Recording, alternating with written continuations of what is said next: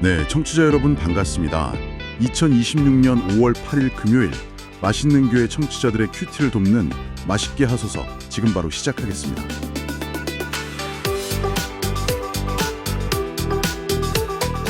네, 반갑습니다. 방송을 듣고 계신 청취자 여러분, 오늘도 힘차게 하루를 시작하고 계신지 모르겠네요. 오늘 함께 볼 큐티 내용은 뭔가요? 오늘은 창세기 37장 18절에서 36절에 나오는 요셉의 이야기를 좀 나눠보려고 해요. 그 유명한 요셉이 아주 깊은 구덩이에 빠지게 되는 바로 그 장면이죠. 아버지 심부름으로 형들을 찾아갔다가 오히려 빠져나올 수 없는 구덩이에 던져지는 그 기막힌 상황이군요. 맞아요. 오늘 큐티에서는 그 표면적인 비극을 좀 다른 각도로 보려고 합니다.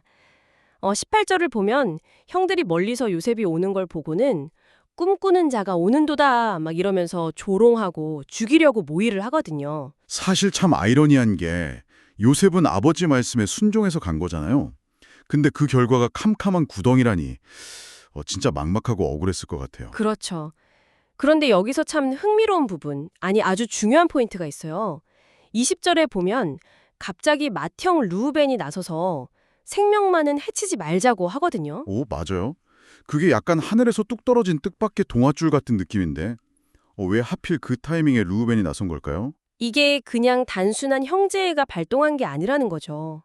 하나님께서 요셉에게 주신 그 약속, 즉 꿈을 지키기 위해서 직접 개입하시고 보호하신 은혜라고 볼 수 있어요. 보이지 않는 하나님의 손길이 이미 거기서부터 작동하고 있었던 거네요? 네, 정확합니다.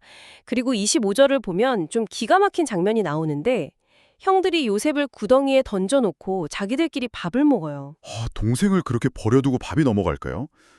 진짜 너무 냉혹한 장면이네요. 그러니까요. 나중에 다른 기록들을 보면 이때 요셉은 구덩이 밑바닥에서 살려달라고 엄청나게 애걸하고 막 울부짖고 있었거든요. 참 우리가 살면서 어떤 고난의 구덩이에 빠져서 막 간절히 기도할 때 세상은 너무 아무렇지 않게 돌아가고 내 기도도 그냥 천장에 부딪히는 것처럼 답답할 때가 있잖아요.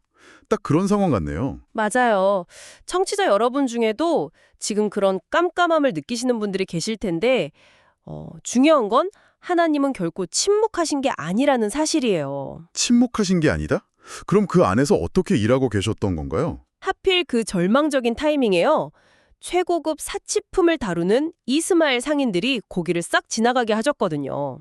그러니까 그 넓은 광야에서 우연히 마주친 게 아니라는 거네요. 네, 이스마엘 상인들을 만난 게 요셉을 애굽의 고위층으로 이끌기 위한 하나님의 완벽한 타이밍이었던 거죠. 철저히 계산된 보이지 않는 손길이었습니다. 와, 진짜 소름 돋네요. 평범한 노예 상인이었다면 막노동판 같은 전혀 다른 곳으로 끌려갔을 수도 있는데 최고급 상품을 취급하는 사람들이었기 때문에 보디발의 집으로 직행할 수 있었던 거군요. 그렇죠. 하지만 구덩이 밖의 상황만 보면 여전히 처참했어요. 형들이 요셉의 그 상징적인 채색 옷을 찢어버리고 짐승에 피를 묻혀서 아버지를 속이잖아요. 요셉 입장에서는 자기가 가장 소중하게 생각했던 그 채색 옷을 빼앗겼을 때 내 인생은 이제 진짜 끝났구나 하면서 엄청난 상실감을 느꼈을 것 같습니다. 충분히 그럴 수 있죠. 하지만 36절에 나와 있듯이 이 구덩이는 요셉 인생의 끝이 아니었어요. 끝이 아니라면 오히려 전혀 다른 반전이 기다리고 있다는 뜻인가요? 맞습니다. 두동이는 오히려 보디발의 집, 나아가서 애굽 총리가 되기 위한 진정한 시작점이었던 거죠. 그 찢기고 빼앗긴 채색 옷은 나중에 더 귀한 세마포 옷으로 돌아오거든요. 채색 옷을 잃어버린 게 오히려 더 위대한 세마포 옷을 입기 위한 필수적인 준비 과정이었다. 구덩이가 하나님이 새 일을 시작하시는 자리라는 말씀이 참 위로가 되네요. 네, 맞아요. 그래서 지금 우리가 빠진 구덩이도 결코 끝이 아니라는 위로의 메시지를 전하고 싶습니다. 구덩이 안에서 아무리 울부짖어도 하나님은 다 듣고 계시고 이미 다음 사다리를 준비하고 계시거든요.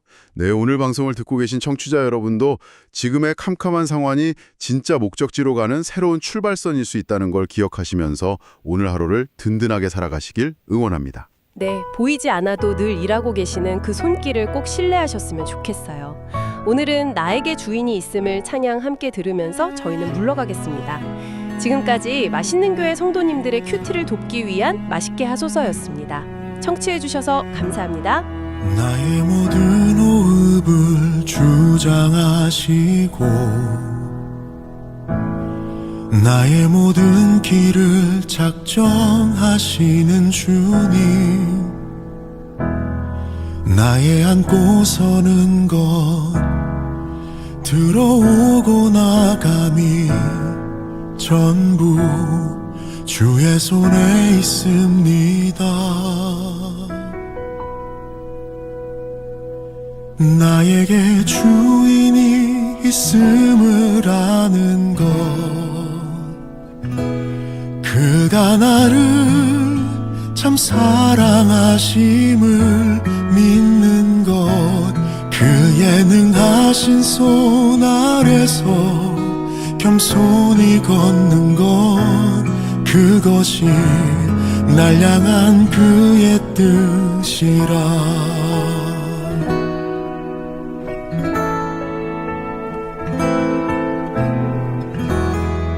나의 모든 시간을 주장하시고 나의 모든 삶을 인도하시는 주님, 나의 걷고 뛰는 것 때론 멈춰설 때도 전부 주의 뜻에 있습니다. 나에게 주인이 있음을 아는 것, 그가 나를 참 사랑하심을 믿는 것, 그의 능하신 손 아래서 겸손히 걷는 것, 그것이 날 향한 그의 뜻이라.